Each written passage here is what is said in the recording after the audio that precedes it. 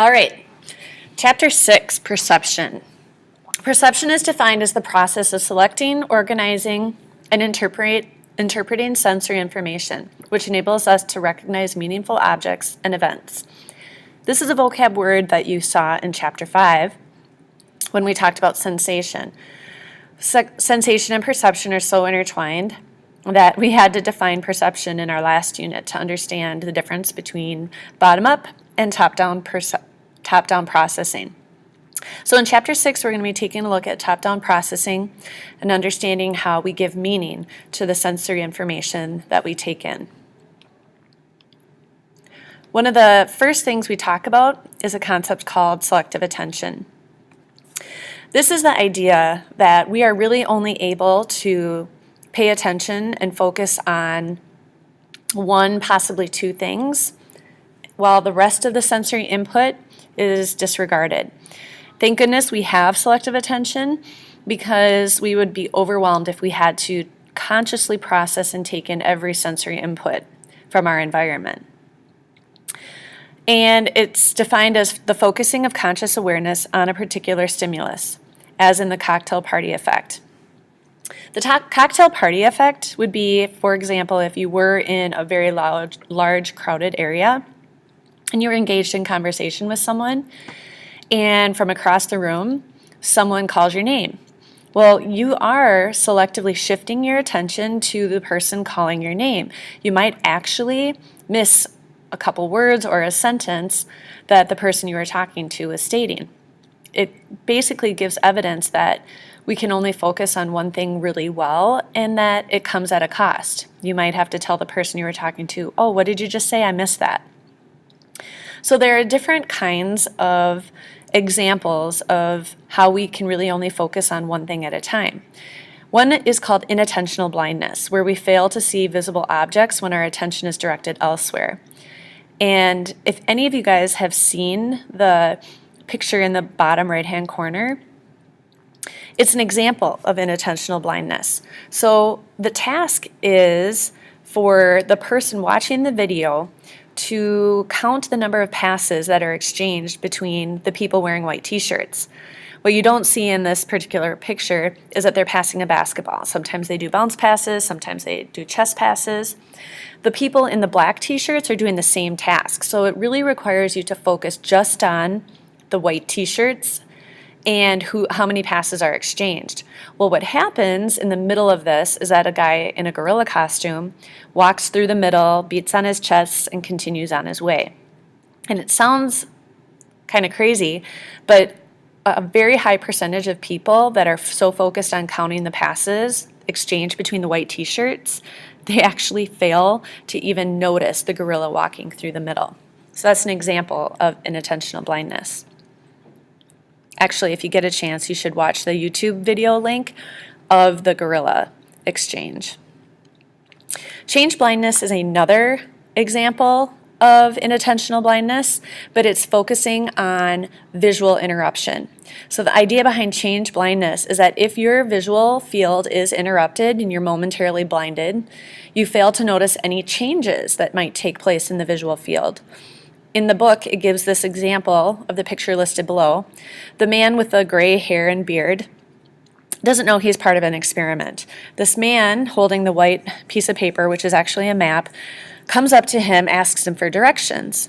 Well, while the man is explaining directions, the people in the second picture basically block the two of them, or I guess you could say interrupt the two of them while they're conversing. And the guy that was originally receiving the directions switches places with someone carrying the board. You can see the man in the right picture is an entirely different man. And what happens is the guy giving directions is so focused on the directions that he fails to even notice that he's talking to another person. On this next slide, I have a couple of YouTube videos that demonstrates change blindness that are really entertaining and are good. You should watch them. Change deafness is when you fail to notice slight changes in our auditory field. For example, in the book they mentioned an experiment where they had people listen to an audio of a series of words. And their task was to try and remember as many of the words as they possibly could by listening. So they thought that they were going to be tested on memory and how many words they could recall, when in actuality, they were wondering if a person noticed that while the words were being read off, that they actually switched people halfway through who was reading the list, and to see if they noticed a change in the voice, which most people didn't. Choice blindness is the failure to notice that our selection of a particular stimulus has changed. The example in the book was one of a person who was in on an experiment, and they were shown two similar pictures of people that were very similar in appearance. And what happened is they labeled them A and B and asked the person which one they found to be more attractive. Let's say the person that was part of the experiment chose picture A. What they did is they removed pictures A and B and then asked them to explain why they chose picture A. And they replaced picture A with picture B, but the person in on the experiment was told, this is picture A, this is the picture you chose, would you please explain why you found this picture to be more attractive? And a very high percentage, once again, doesn't even realize that they're explaining the picture that they didn't choose. They don't realize that that switch took place. Now, choice blindness is maybe you listening to this explanation and listening to this experiment and sitting there thinking, that would never happen to me. I would totally notice that they had switched the pictures. And that's exhibiting denial or blindness to falling victim to that kind of experiment. Again, another good video at the bottom that you should take some time and watch. And that was of Grant Euline's older brother a few years back doing a change blindness video of his own. The pop-out phenomenon. If you take a look at this illustration, there should be one particular dot that stands out. This one. If you notice, the shading is different, and you have the perception that it's concave while the other dots pop out at you. What this phenomenon demonstrates is that sometimes stimuli is so different from the surrounding stimuli that it demands our attention. I sometimes find this to be true if I'm watching Dance Line and there's one person that's slightly out of synchronization. Or if you're watching, let's say at this year's Pep Fest, there was one male cheerleader. And for me, he popped out because he was the only male cheerleader, and I was drawn to watching him throughout the performance. Who pops out at you in this little picture?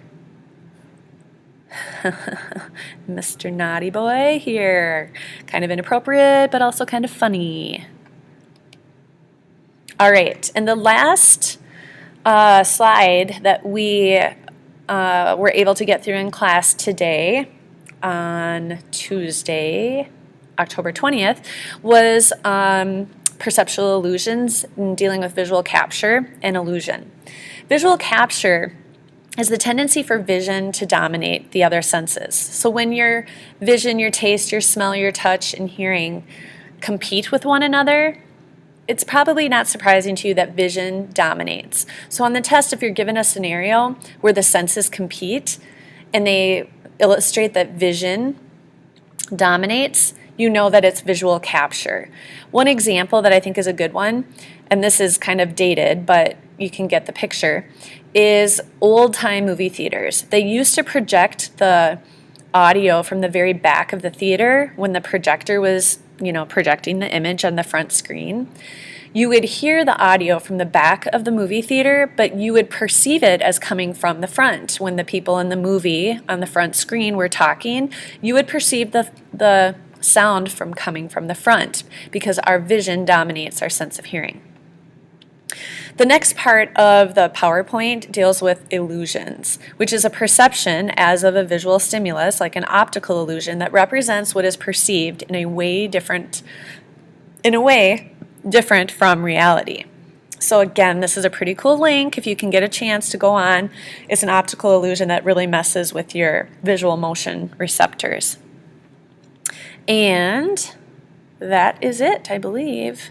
Let's see what's on the next slide quick. Yeah, then we're just going to go through a series of illusions. All right.